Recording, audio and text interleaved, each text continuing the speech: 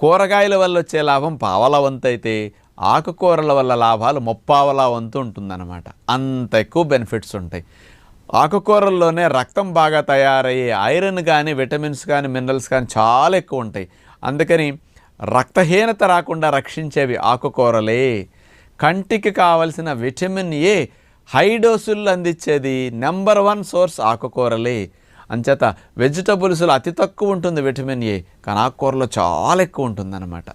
అట్లాగే శరీరానికి కావలసిన సహజమైన సోడియంని మీరు బయట నుంచి ఉప్పేసుకోకపోయినా బాడీకి కావలసిన సోడియం, పొటాషియం ఇవన్నీ కూడా ఆకుకూరల్లో పుష్కలంగా ఉంటాయి.